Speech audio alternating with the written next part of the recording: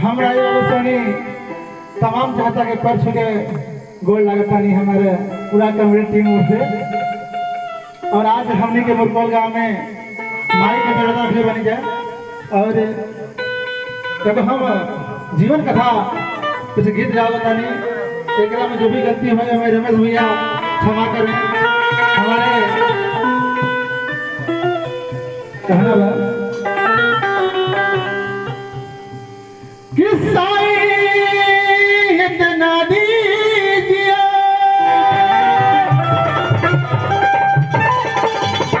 सारा कुटुंब समाए।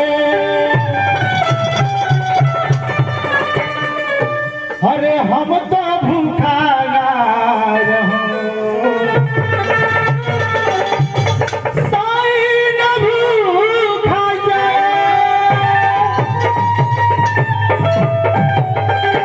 लेकिन पेड़ वाला भैया ना भुलाइए क्या नंबर है बसंत भैया। आज के लोग कहते हैं कि साईं इतना दीजिए और सात पुस्तक खाए। अरे हम तो भूखा ना रहो चाहे दस भार में जाए। लेकिन यही में भावा भैया कि तूने जो कमाया था वो तू से नहीं खाएगा।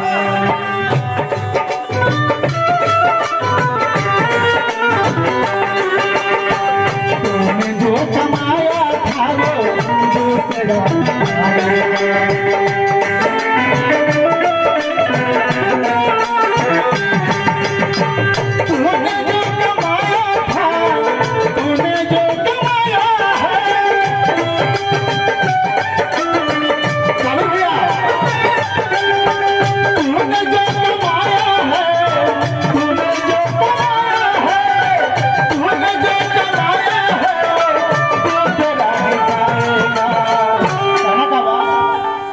ढोलक मास्टर आराम से क्या बात का बहुत जल्दी स्टार्ट बन पाए।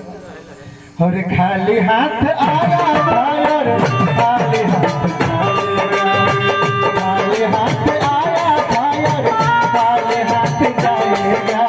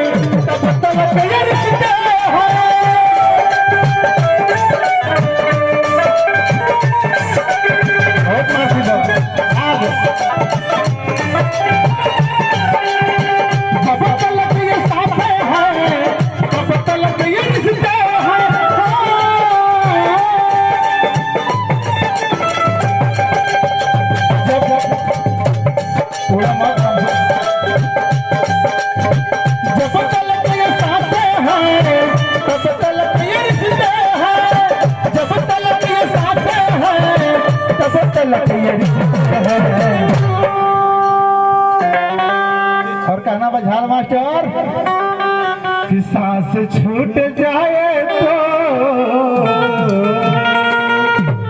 रिश्ता छूट जाएगा। सांस छूट जाए तो रिश्ता छूट जाएगा।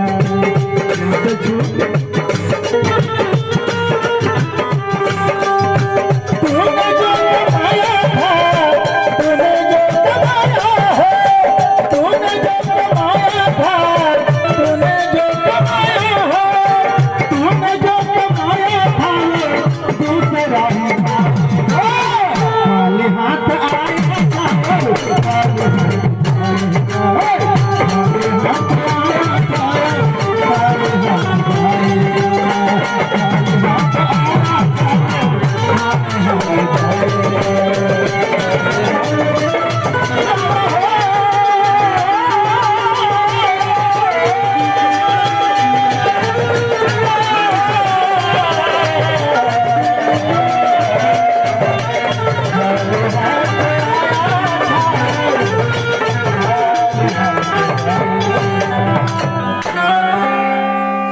चले भैया प्रणाम।